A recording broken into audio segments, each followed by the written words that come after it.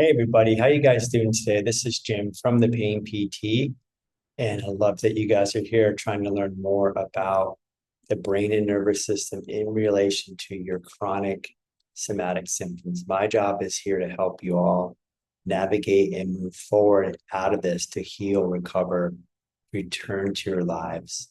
Doing this work for a while. I'm a licensed physiotherapist practicing for about 25 years. And in the last 10 years, I've been working primarily with chronic somatic symptoms in the body, chronic conditions that have not healed from typical medical treatments.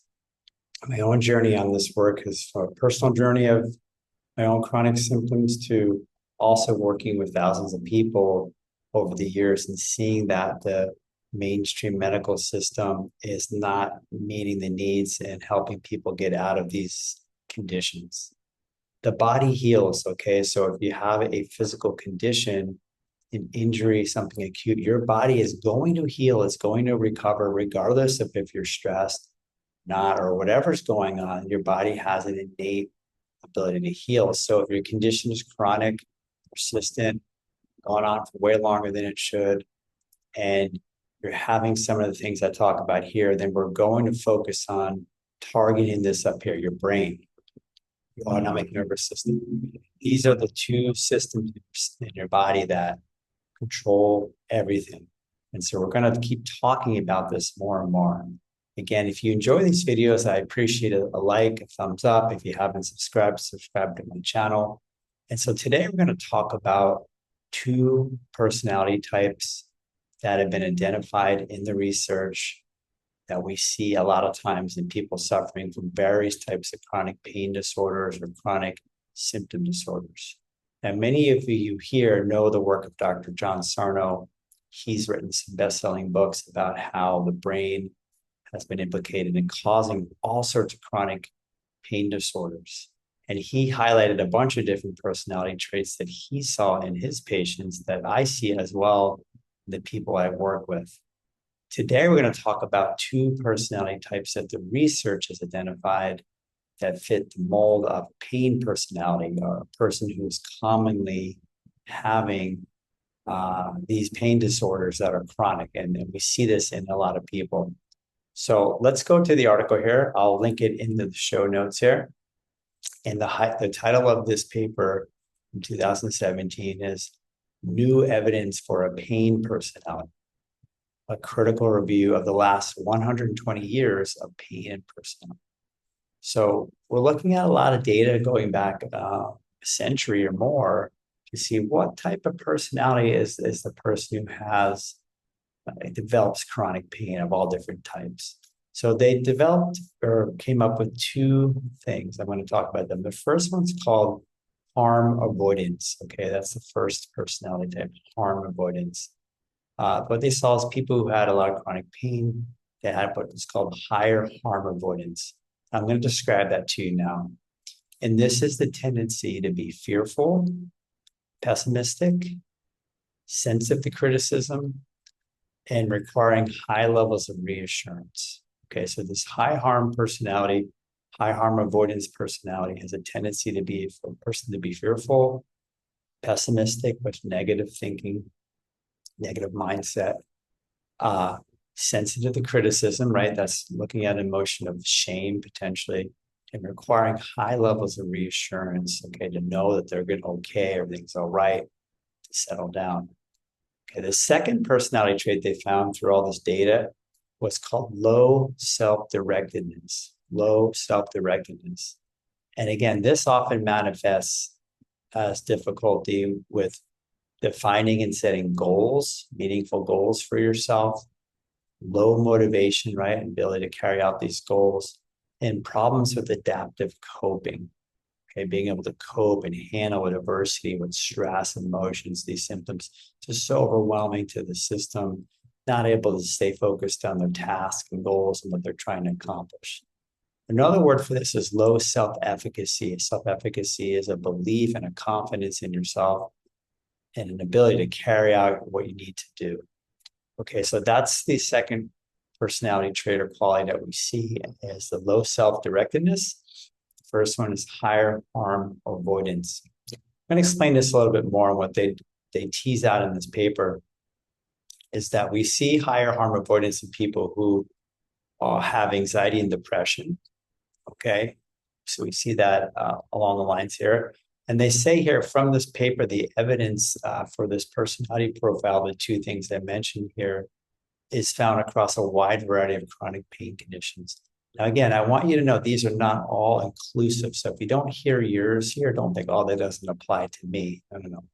There's hundreds of symptoms that are at play here and that the brain and nervous system are causing. So the ones that they've looked at through the research, at least they can say from the evidence, are conditions such as fibromyalgia, headaches and migraines, TMJ type disorders, trigeminal neuropathy, all sorts of musculoskeletal disorders, and heterogeneous or different types of pain groups. Okay, so various types of pain all over the body.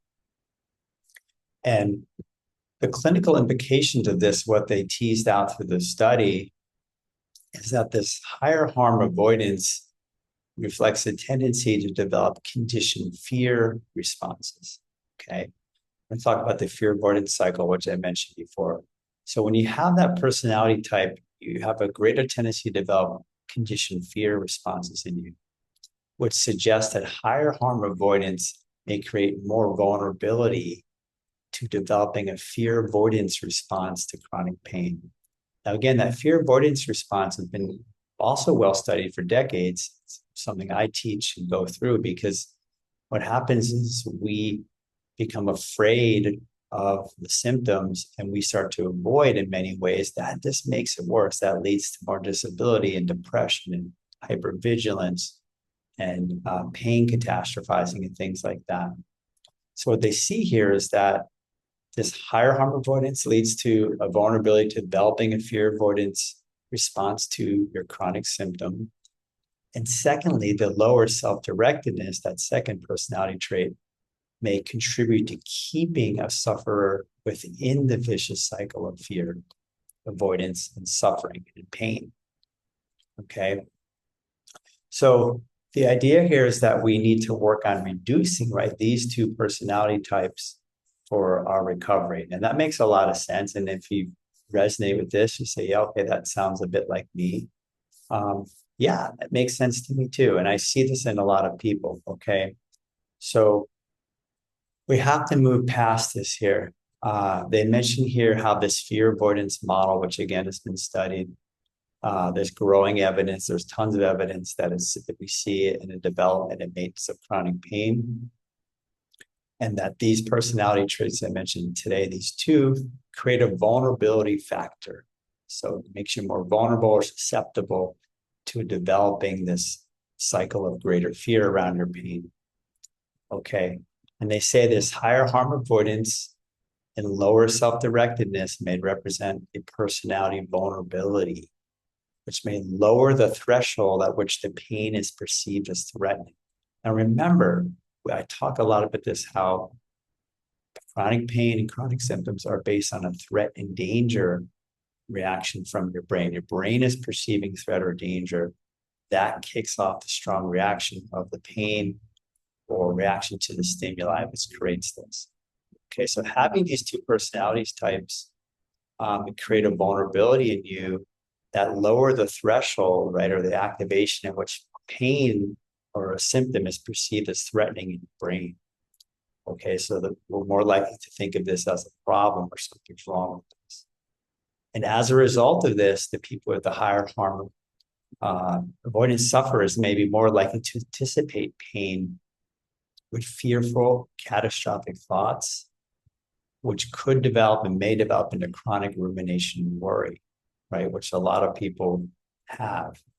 Okay, and this is in line with this fear avoidance model, that when we have these negative appraisals, or perceptions, I call it, that can then lead to pain-related fear, right? More pain-related fear, which results in avoidance of the feared movements and activities. We pull back, we avoid, then that feeds into the cycle even further, right? The avoidance can then lead to disuse, disability, and now depression, which further exacerbates the pain experience and now maintains a vicious cycle of fear and avoidance.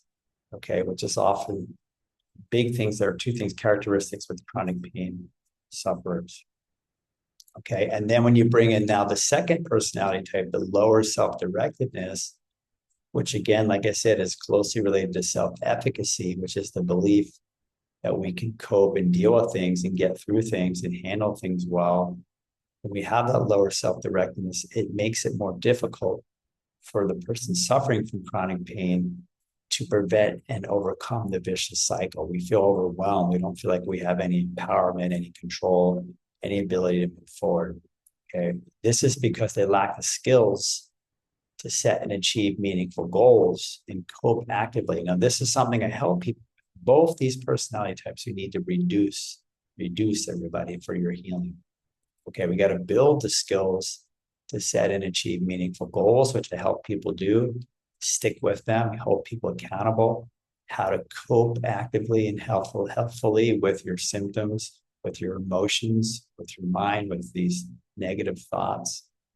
Okay, so we have to move forward here. We have to stop, like I said, the rumination, catastrophizing. We need to understand what we're dealing with here, that there's nothing wrong with you. This is just your brain overreacting, kicking this out into your body. Okay, so we really want to work on these two personality types. I see them a lot. The evidence supports that these are two personality types we see in people suffering from chronic pain. It's quite prevalent.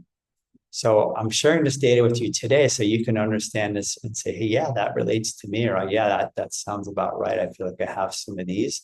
And we need to work on reducing these, modifying these so that we're not doing as much of them, so we can step out of this fear avoidance cycle.